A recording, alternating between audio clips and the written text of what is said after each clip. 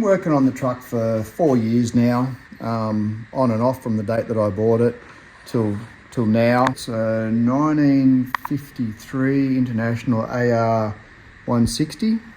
I've mounted it to a early Holden 1-tonner chassis, purely because I wanted to get the lower to the ground aspect. Yeah, it was the look that I was going for, and it seemed to match with these early international trucks.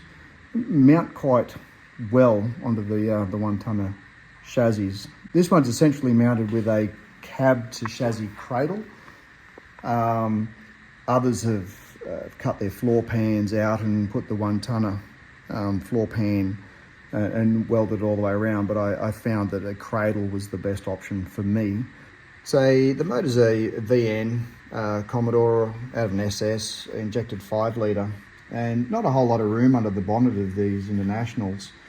I was struggling for where to put an airbox, so I came up with the idea of just mounting it to the top of the engine, and it runs a pod filter in through there, and then I just basically plumbed it back around and into the intake.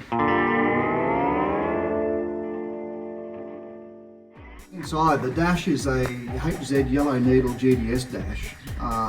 Because a lot of the items I had were out of a HZ Holden that I had, I wanted to incorporate them into this. This truck has a lot of stuff from various builds, so I incorporated that into the dash and picked up on the shape of the dash and the cutout through the centre that used to be here. It's running the early VS tape deck. In the glove box that I've built, I've got a 10 stacker at the back. It also has the ports in here that I can play MP3 or sort of play cassettes, CDs. It'll play off your phone if you so wish to do so. I've had to incorporate a heater or a demister into the top of it. So we've got the floor pan in it to give it some clearance for the gearbox. I had a floor pan out of WB. I cut that out and grafted it into the floor as well, which also enabled me to put the HZ center console through in between the two seats. So across the back, I just wanted to fill it in a little bit into the handrail, tie rails. I boxed them in, and I have an AS in the back truck I use for parts. So I took the grill out of it, and I thought, I reckon I'll be able to mount that in underneath. It's probably not for everybody, but with a bit of work, I filled it in across the back, made up a pipe, and through the 2 holes I'll put the exhaust.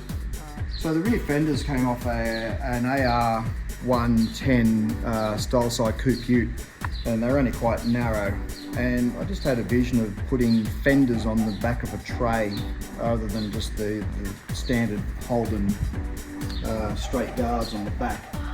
So the front bumper bar is basically a C-channel that you ordinarily would build a shed out of, or joist I suppose, in a shed. I wanted it light in the front end, and I wanted to give it that unique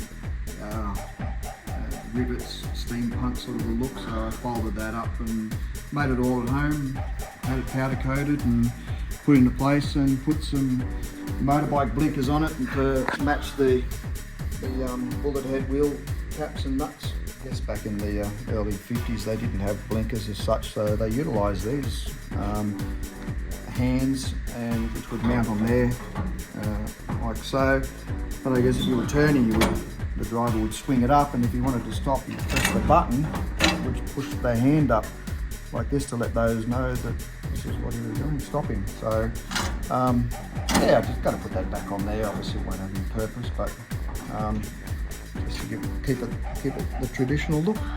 The majority of it has just been done by myself, and it's a case of, if you don't get it right, you do it again, until you get it right. So it's trial and error with a lot of it and whatever else, but yeah, I like to do it all myself, just something I can be proud of.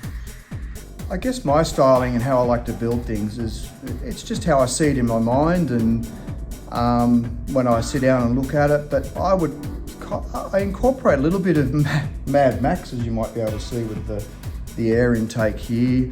A bit of steampunk, so I use a little bit of copper.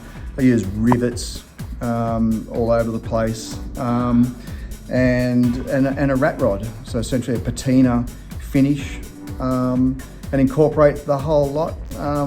And that's what I come up with, this style of a build. I didn't want any chrome on it. I wanted to steer away from the chrome for some reason. It's just how I saw it in my mind, but that's what makes our builds unique and individual. So yeah, it's been lowered at the front and at the rear. I've still got a ways to go. I've got to cut the fenders off a little bit. I've got sideboards to run through, front to rear as well. I still haven't finished the interior. The glass got to be put back in. I've got a bit of wiring to try and work my way through. I got asked quite a lot, when are you going to get it finished? When are you going to get it on the road? You know, and I wish I could give an end date and an end time, but it's very close. I'd certainly, yes, in the next, by the end of the year at least, I'd hope to get it finished. We'll just keep plodding along little bit by little bit, and we'll get there.